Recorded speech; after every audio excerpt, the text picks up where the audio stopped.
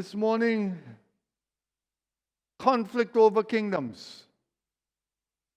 A topic that I've taken from Acts. It's not new. This began way back in Genesis. Conflicts over kingdoms, warfare. There's one enemy that is causing all of the disruption, and he doesn't do it on his own because he's just one. But 1/3 of the host of heaven was cast down with him, and in it became a demonic realm. The Apostle Paul refers to it as schemes of the devil or the wiles of the devil. And this demonic scheme, main objective, is to disrupt the kingdom of God.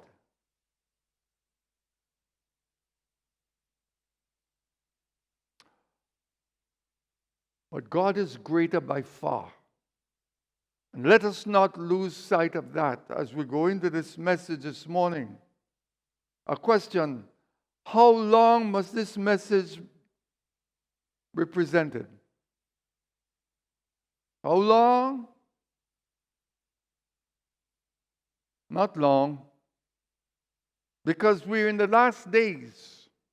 And we don't have extended time for this message of hope, this message of determination and standing in faith, representing the King of Kings and the Lord of Glory, who's soon coming. We must not be deterred.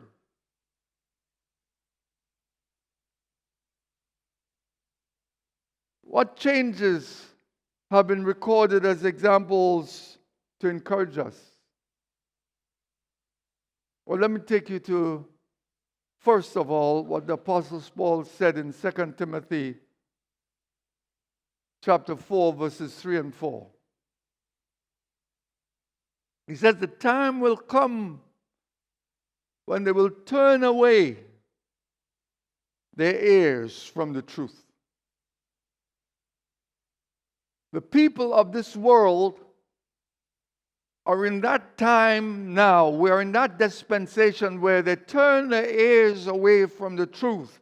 They want what they want, and what they demand is rights rather than remedies. What they demand is more rather than gratitude. This world is in chaos. Wars and rumors of wars. Earthquakes, tornadoes, hurricanes. And of course, you will remember our beautiful island of St. Vincent, La Soufrière, blasted out the ashes and the molten rock, reminding us of what's down there.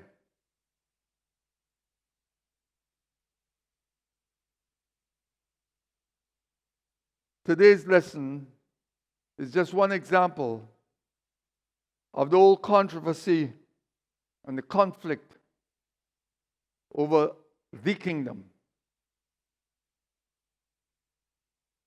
Let's read it together from Acts chapter 17, verse 5. But the Jews who were not persuaded. You see, Paul went on his missionary journeys and he visited Thessalonica several times.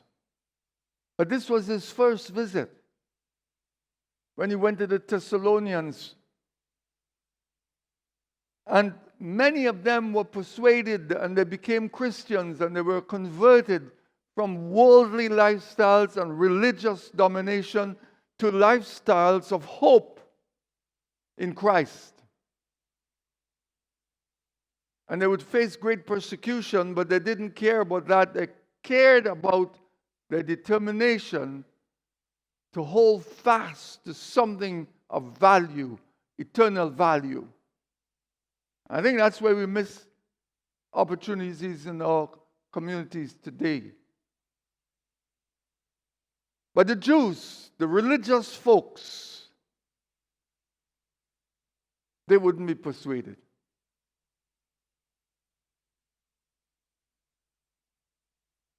Rather, becoming envious, took some of the evil men from the marketplace and gathered a mob, set all the city in an uproar, and attacked the house of Jason and sought to bring them out. That's Paul and Silas, to bring them out to the people. But when they did not find them, that is Paul and Silas, they dragged Jason and some of the brethren to the rulers of the city, crying out. Listen to this very carefully. If you've heard nothing, hear this, please. These who have turned the world upside down have come here too. In modern translation, it says, these who have disrupted the world. But I prefer the King James translation. I think it's more accurate to the original text that it was written in. See, the scripture was written in common language Greek. And sometimes we have to go back to it to see if they caught the essence of the original language to bring out the richness of what the text intends us to know. These who have turned the world upside down have come here too. Jason has harbored them, and these are all acting contrary to the decrees of Caesar, saying, there is another king, Jesus, Messiah Yeshua.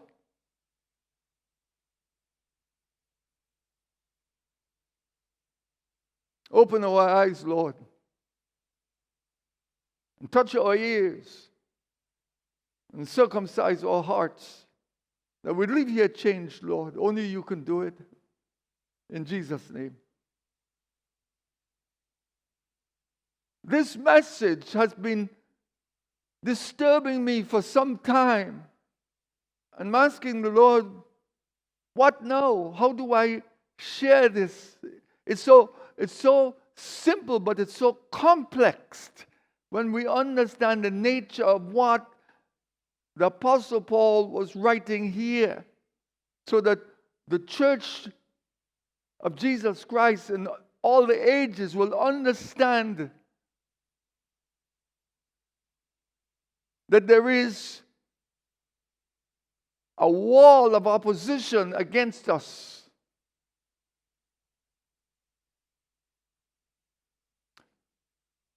So let's look at the problem. The text brings out a decisive problem with religion. The Jews, the religious people, they were not called the Hebrews, or they're not called the Israelites. Jews, that means they were of the synagogue, the Jewish religion of the day, which was beginning with Moses and handed down and changed somewhat.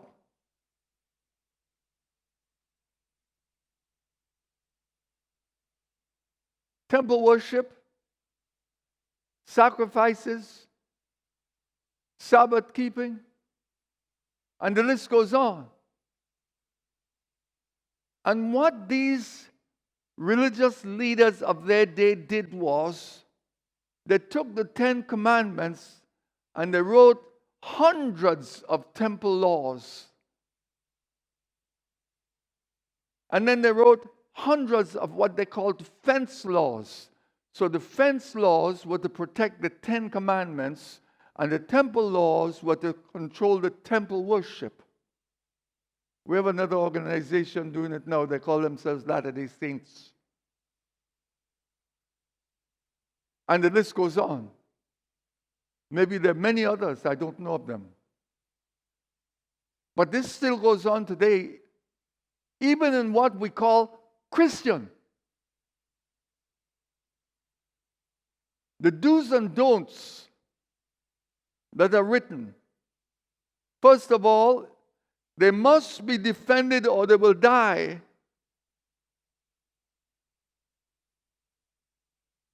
All these legal systems that were developed were not necessary. The Ten Commandments, the Decalogue, was as clear as crystal. And it was certainly adequate, or God would not have written it himself. The first tablets, he cut them out, he wrote on them, and gave them to Moses. You know the story. When he came down from the mountain, Moses came down, he saw all this idolatry going on in the camp, and he got so angry, he took the Ten Commandments and he tossed it at them, and they all were swallowed up.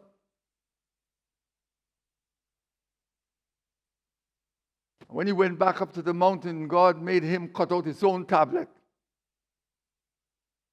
You didn't regard my handiwork, now you must work. And that's the birthing of religion and God's word. Man getting involved in bringing about God's word. They developed these laws, but the laws must be defended. So they had temple guards, and they had all different categories of people who defended the laws, just like we have today in our churches that want to follow all these principles. Religion is an opposition to following Christ.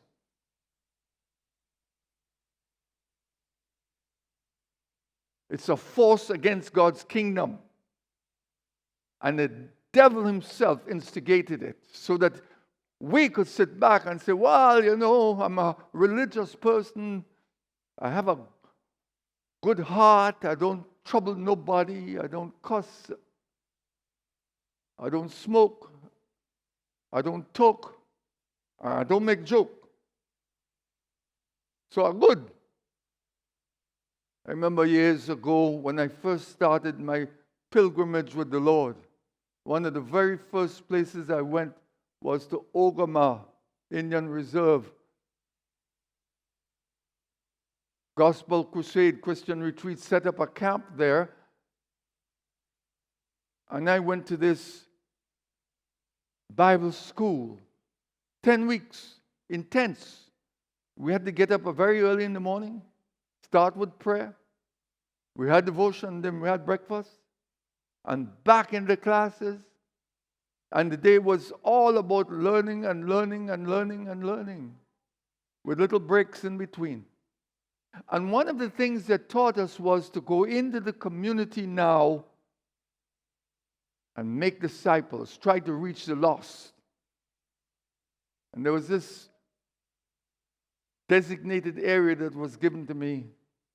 And in it, there was a couple living right on the beach of the lake. When I visited them, they were so friendly, they were so nice, they were so gentle. And after I made my presentation in a humble way and fumble way, the man said to me, but we are good people. We don't have to go to church to be good. We don't interfere with anybody's business. See where we got a quiet place to live? Because we are good people. But I didn't give up on them because I realized good people don't make it to the kingdom all by themselves.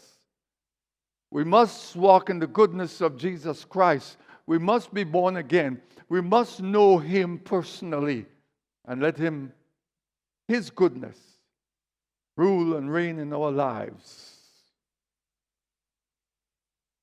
And eventually, before I left,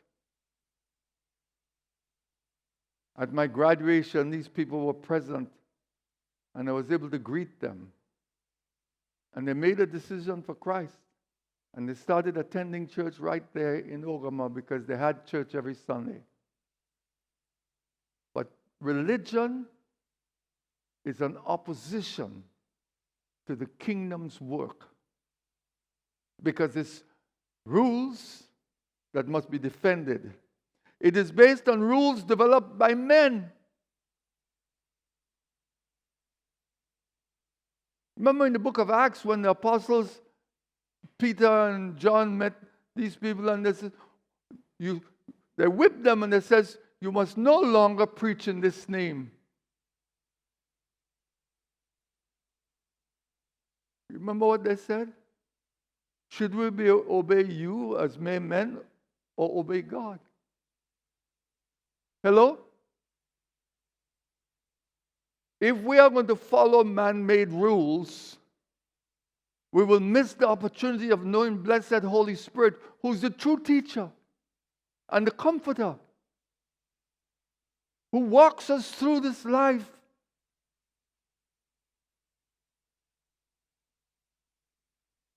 Rules based on men's ideas must be defended, or it will die.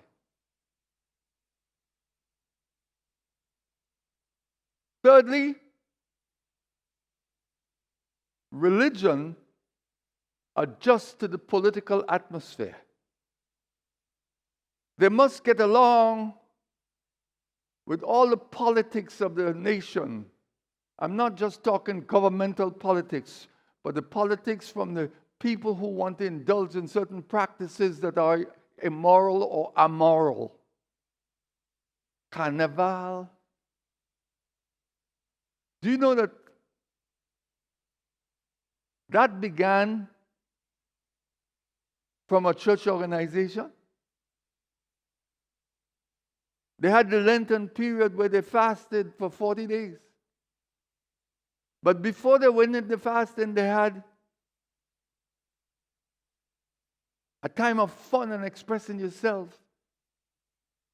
So all that you do, you finish with that and you go into Lent, where you fast and pray every morning. Church open early, so those who could come and pray before they go to work. All man-made. But political, because it makes allowances for the appetites of the fleshly nature. And now they're discussing the issues of alternative lifestyles being permitted into the ministry of the church. What church? The religious church. When John Wesley started the Methodist movement,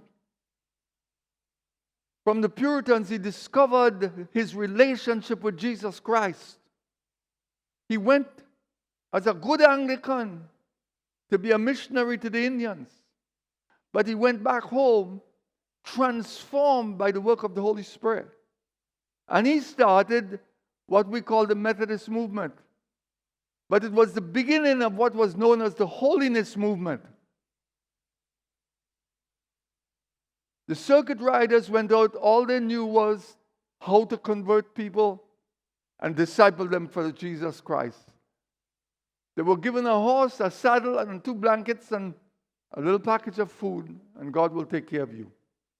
And they went with determination to log camps and railroad where the prisoners worked. They went everywhere throughout North America, throughout England. Maybe they even came here, I don't know.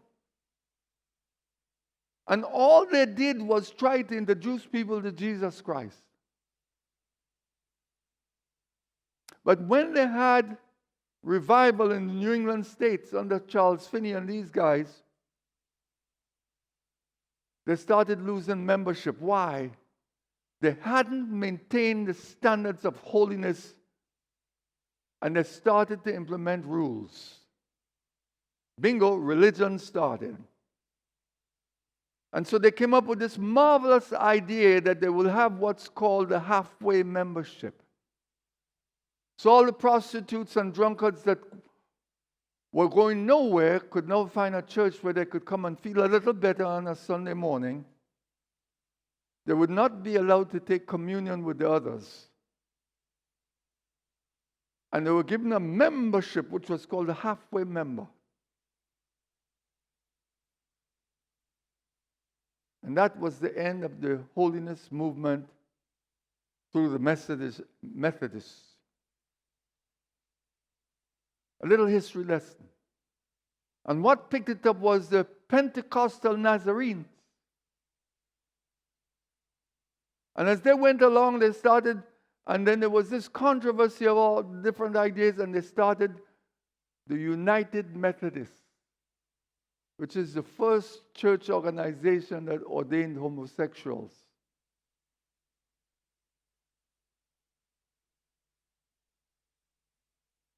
Then we had the Azusa Street experience, where God poured out His Spirit in a very evidenced way. Prophecies that were written in the newspaper to make fun of the people occurred just as it was said, and people started to shake in their shoes and realize that there is such a thing as Pentecostal movement. Spread all over the world.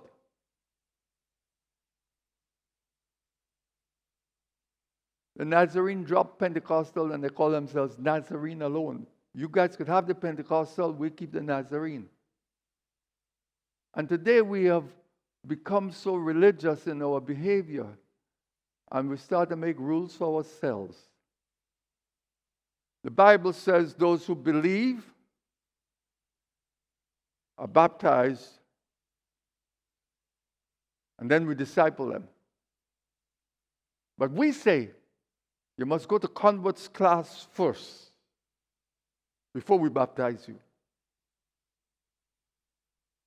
Baptized on the confession of your mouth is between you and God. And if you're lying and you get baptized for the wrong reason, you will answer to God.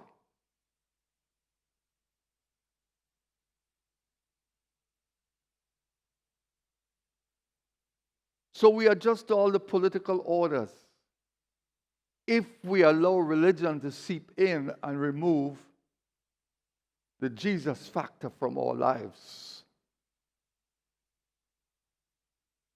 What a powerful name it is. What a powerful name it is.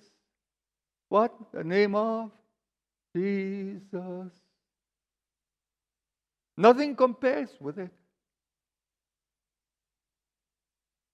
But the proposal of the kingdom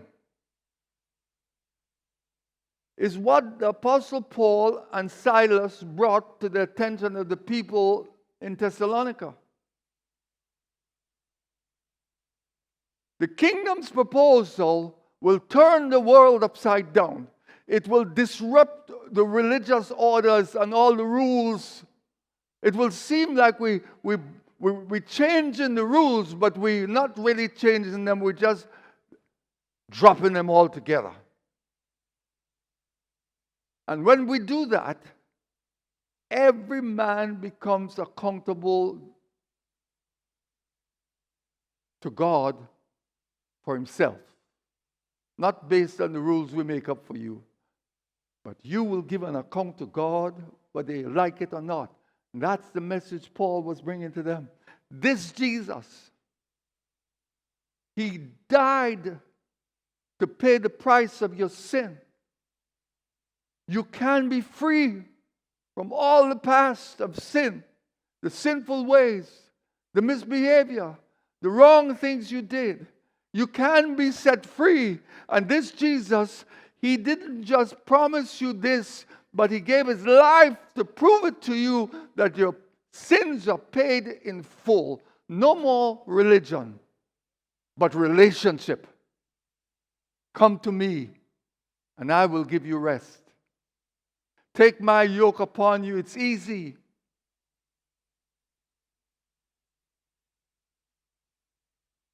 You see, the kingdom offers truth. Not man-made rules, but truth. Jesus said, I am the way. What? Say it with me. The truth. He is the embodiment of truth. When all the world said truth is relative, we have a guarantee that our truth stands eternal, immovable. Truth is necessary when we become a Christian. No more living in the darkness. No more living by lies, but by the truth that is in the Word of God. Listen to what it says in John 6. John 14 and verse 6.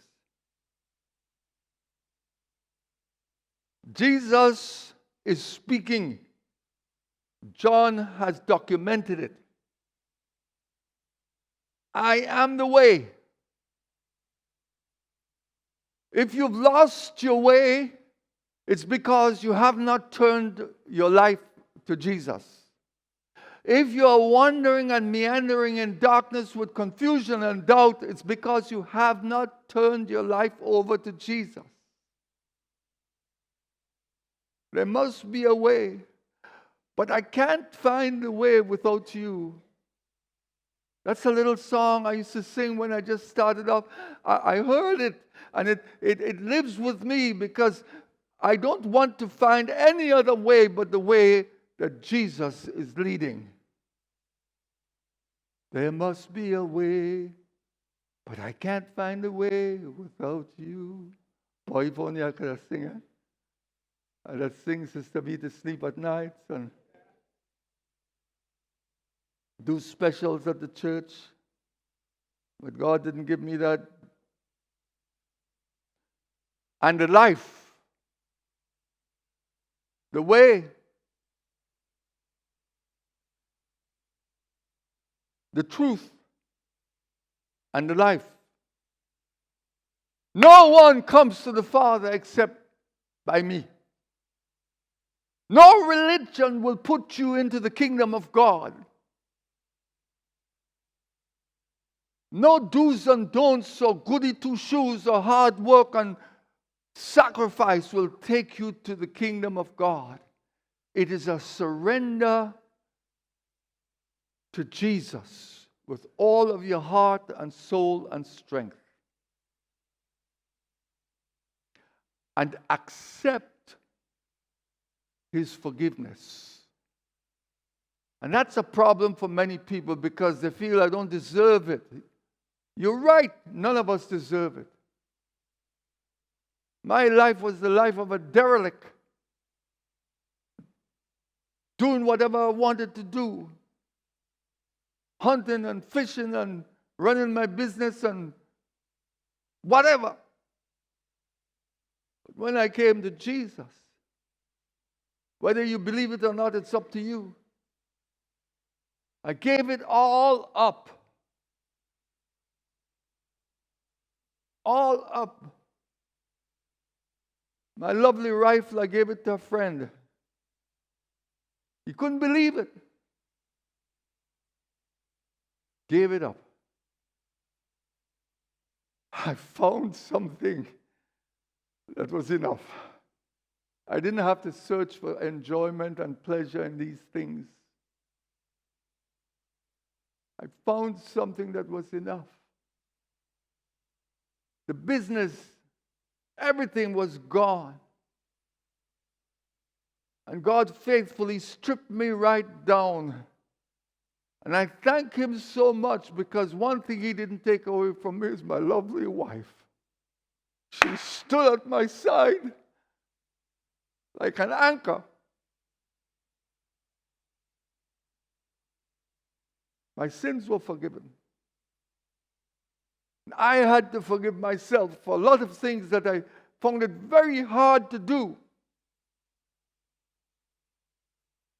And one day my pastor just said to me, he says, Adrian, if you don't forgive yourself, you're putting yourself higher than God. I said, oh God, have mercy on me. I can't do that.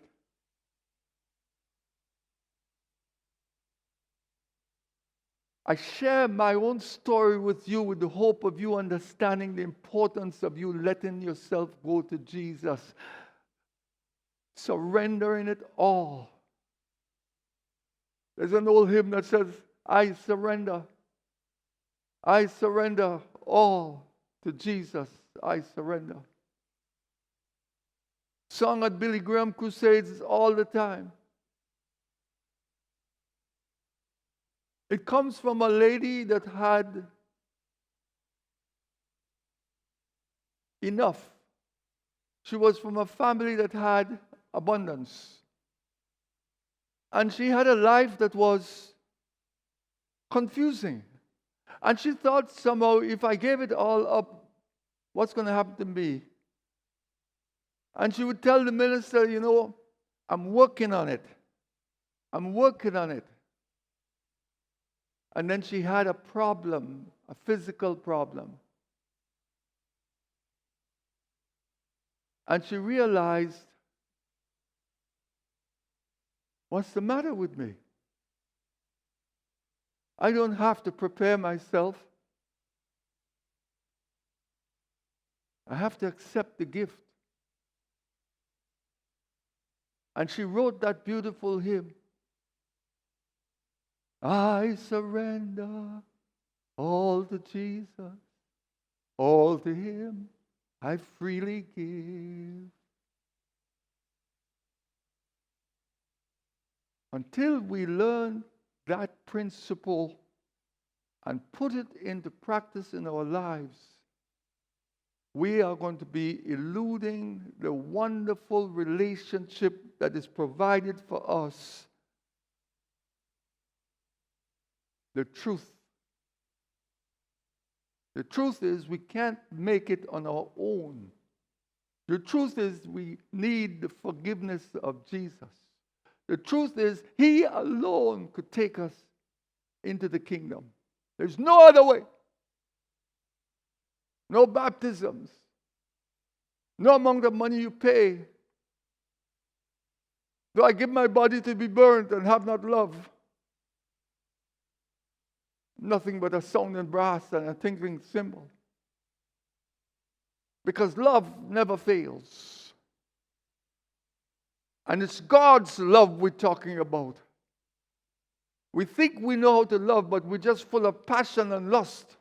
But when we come to God's love, it's where we sacrifice, expecting nothing in return, and that comes from the truth. He who knows not God knows not love. And you cannot love without the truth. The truth is, you need Jesus. The truth is, you ain't going to make it on your own. You might accumulate a lot of wealth. And then you could go to Psalm 36 and read what David said. He says, teach me to number my days. Man accumulates wealth and he leaves it for somebody else.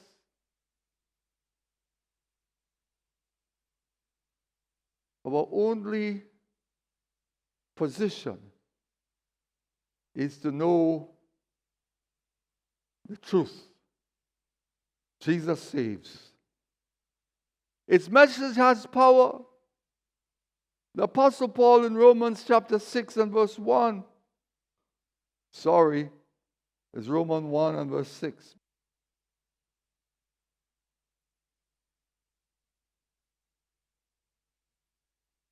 The Apostle Paul is speaking.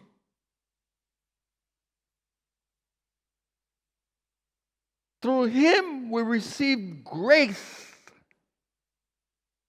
unmerited favor of God. Imagine for a moment, pause for a moment and think about this for a moment. The astronauts in space, traveling at enormous speeds, and they end up circling the world. They have a little some satellite that they sent out some 14 or 16 years ago and hasn't reached the end. And that thing is traveling about 1,000 miles an hour. Hasn't reached the end. Think of it. This sun that was put in place is still shining for us today. That was put in place thousands of years ago when creation was declared. We still breathe. We're polluting the atmosphere at an enormous rate, but we still breathe in. We're dumping garbage everywhere, but we still have water to drink.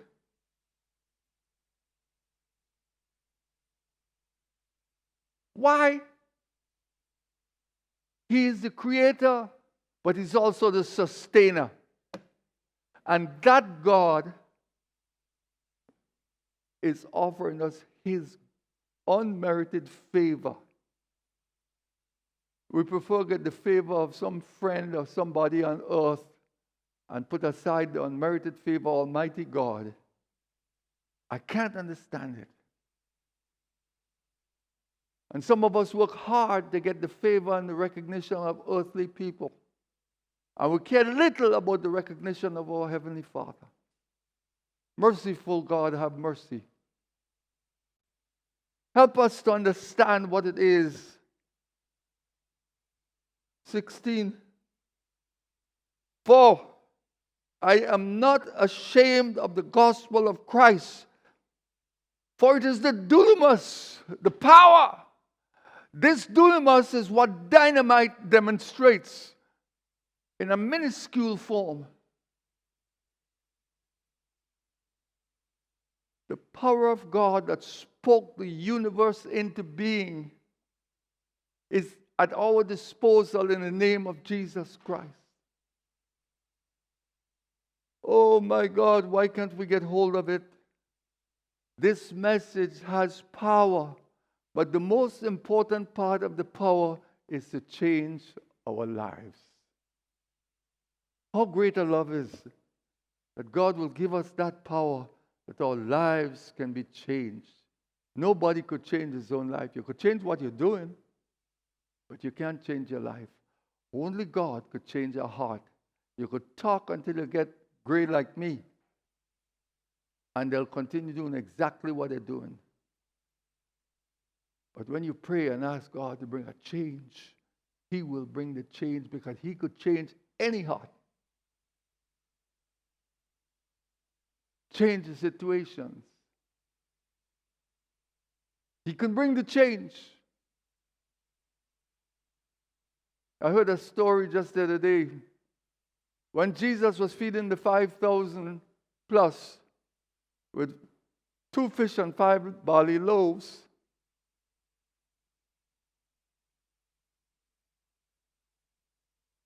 He didn't ask them, would you like to feed the people? He said, no, feed them. And there was an opposition. We will get food for all these people. It take a year's wages to buy so much food. He said, don't worry about that. You feed them. And one man, Andrew, came up and he says, Master, there's a little boy here with 5 little loaves and 2 fish. Couldn't be very big because it was a boy. It was not family.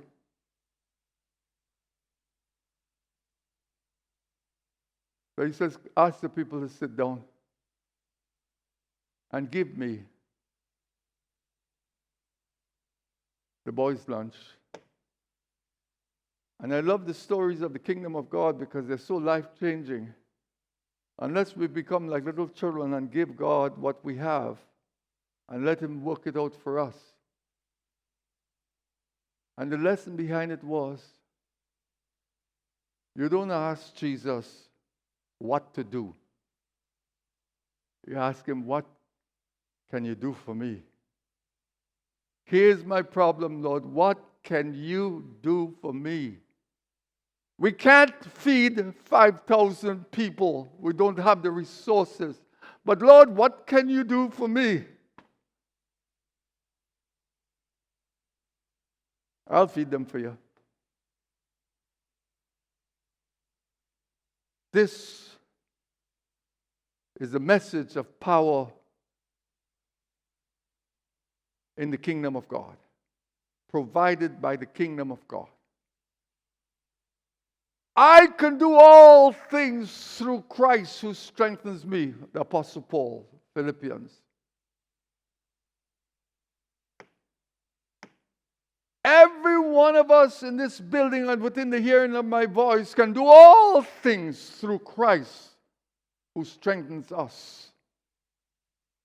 But don't take it upon yourself to try and do something stupid because he won't bother with you.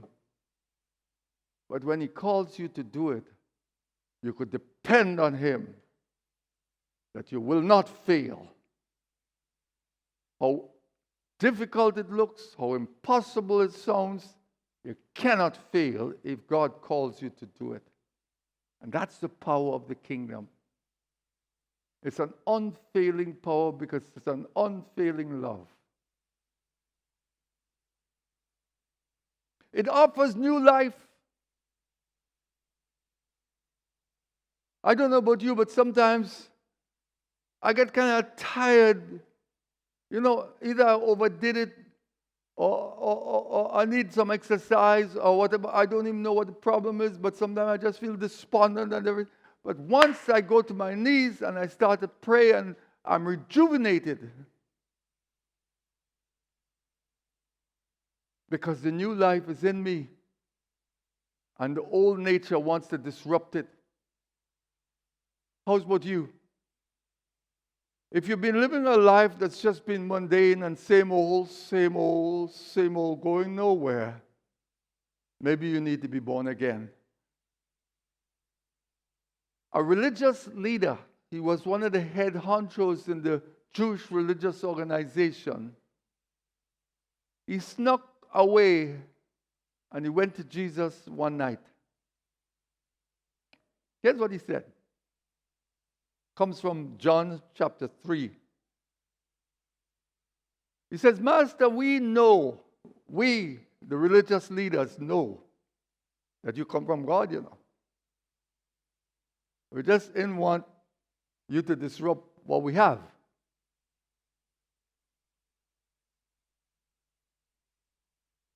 We know that. So he said, what must I, forget about the rest of them, Lord, just me. What must I do to be saved? And here's what Jesus said. You must be born again. The new life comes from the transforming power of the grace of God when we are willing to set down the old life and pick up the new. You can't have both. You cannot live an immoral life and have a sanctified one. It can't mix.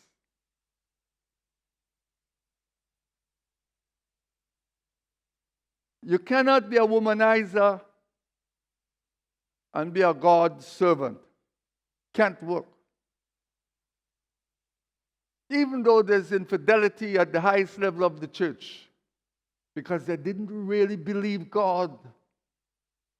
They believe in themselves, and they take some kind of a pleasure in allowing the ego to run their lives.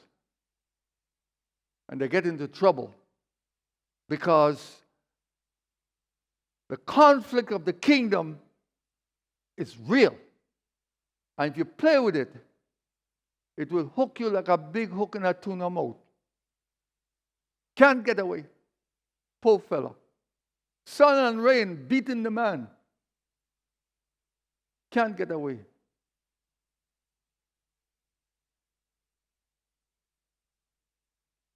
But when we surrender it, we are born again. What does it mean? What is of the natural will always be of the natural. It is perishing. But what is of the Spirit will always be of the Spirit. It's everlasting. The Apostle Paul says, the things that you see, don't let them trick you. It's the unseen that holds the value.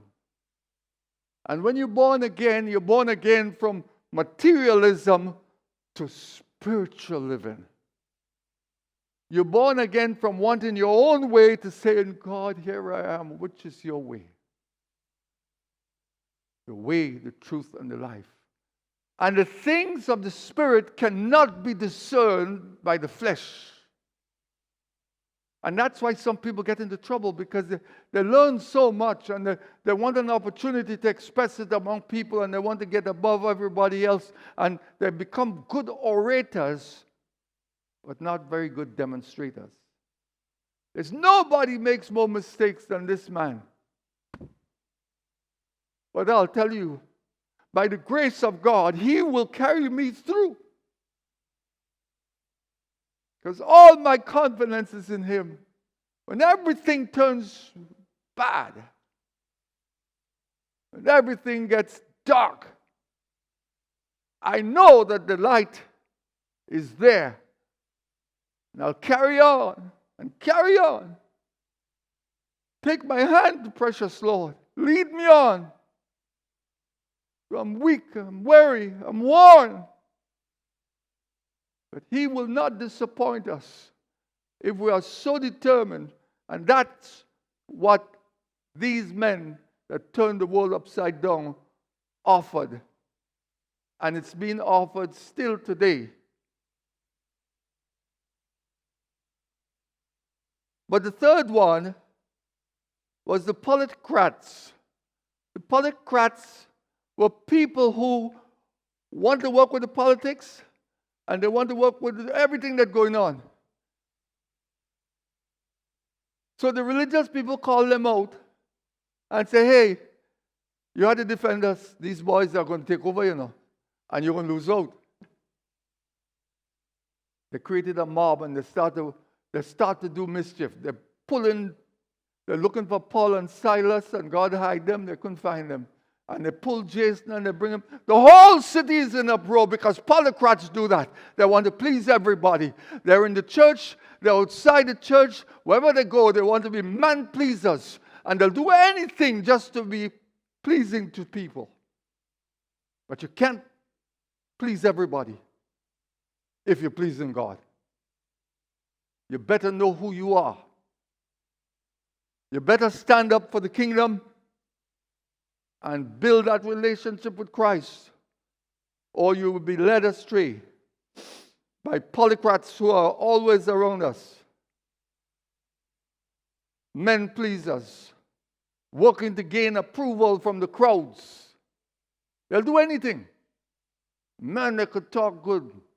They could create a wonderful impression, and fools run after them. And they give up the wonderful kingdom's grace. Transforming lives. It's not about how good we look. The prophet says, render not your garments, but your soul. Excuse me. Render not your garments, but your soul. Not how you look, but what's inside.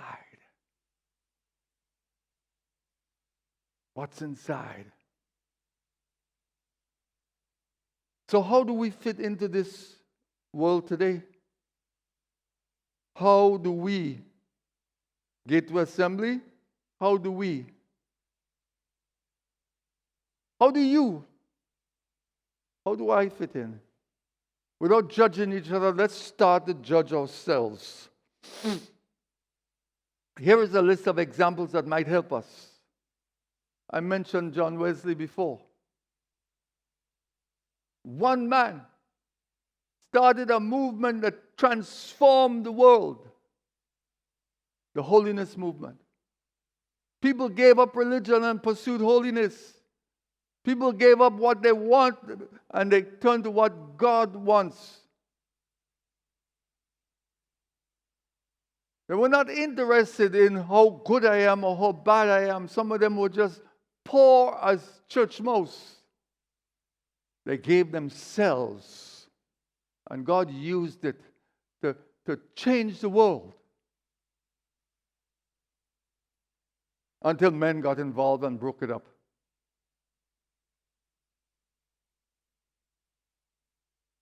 William Carey. William Carey was a pauper in England. He was a man of no substance, but he had in him the faith of Jesus Christ. Many of you might see the praying hands. The praying hands was the man who prayed for William Carey as he went on the mission fields. And he was a cobbler fixing shoes. And he will send the money to keep William Carey going. Started the missionary movement.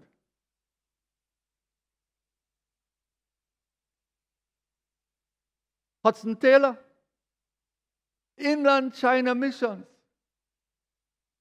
He gave up everything he had to go to study to be a doctor. He lived on apples and stale bread just so he could complete his task. And off to China to help the people who were just abandoned when they got sick. They didn't care about them. They didn't have resources to barter with them. He went as a missionary and he started the Inland China Missions that's existing even till today. Incidentally, he left a statement for us that we must remember. God's work done God's way, God will always provide. When we do things God's way in our home, in our school, in our church, wherever we go, God will provide. Do not be afraid. Do not try to exploit others. Be honest and upright and let Him provide for you. What's about Billy Graham? A farm boy. He decided it's time to leave the farm. At a young age, he started tent meetings. The Billy Graham Crusade was known all around the world. Still known. Still going on. Samaritan's Purse. His son started that. My wife and I just watched a movie, a documentary about one of his offspring, Spanish speaking, went to South America and changed things in South America.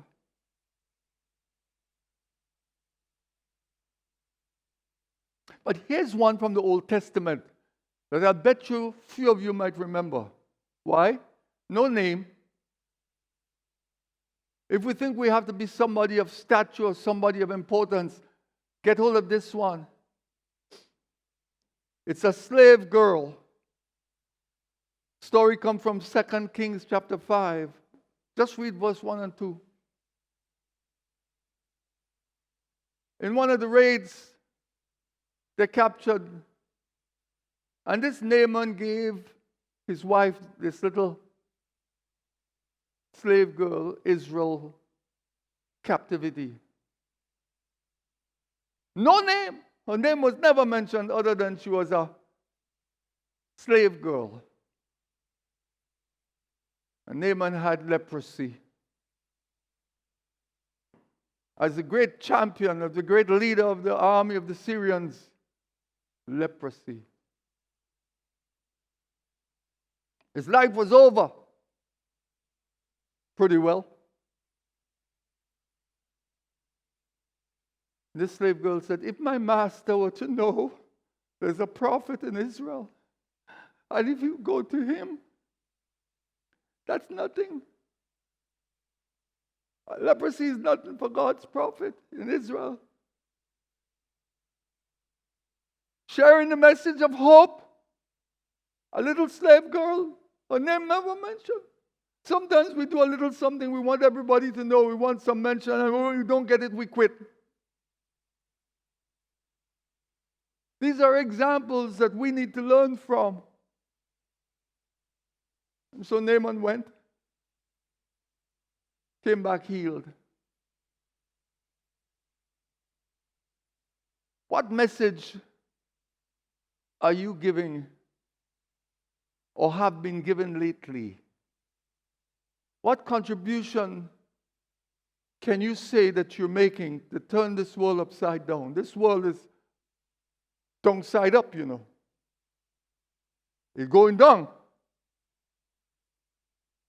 And only people with the power of God and the anointing of God and the work of the Holy Spirit in them can turn it back upside. right side up. And the world will always say, you turn it down. Because they have no interest in righteousness, truth.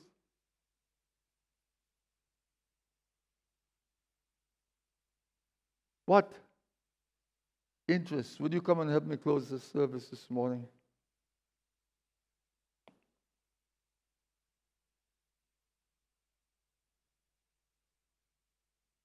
If you don't become a promoter of the gospel of truth, if you don't be a promoter of the good news of the gospel, if you don't be a servant for Jesus Christ out of compassion in your heart for the lost, if you sit aimlessly just wandering and let opportunities pass you by, if you don't look to God for direction in your life so that you can make the difference in the lives of other people and ask God to bring change to our community, if we don't do these things,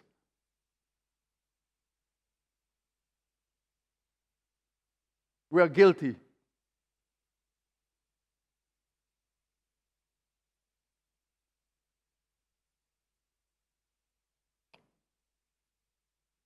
We must be defenders of the faith.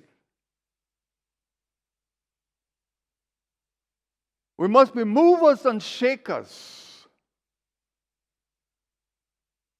Wherever we go, I hope we will start having the name of Jesus on our tongues. And we'll have the compassion of Christ in our hearts. Remember that He gave His life on a cruel cross for you and I, and for all the others. Peter wrote it this way. He says, God is not slack concerning His promises, but He's not willing that any would perish. We have to take on that new challenge. We have no choice if we want to walk this walk of faith. We must be diligent in making the difference in the lives of others, rich or poor. Don't let your pride get in the way. Young or old, don't let your age get in the way. A little slave girl,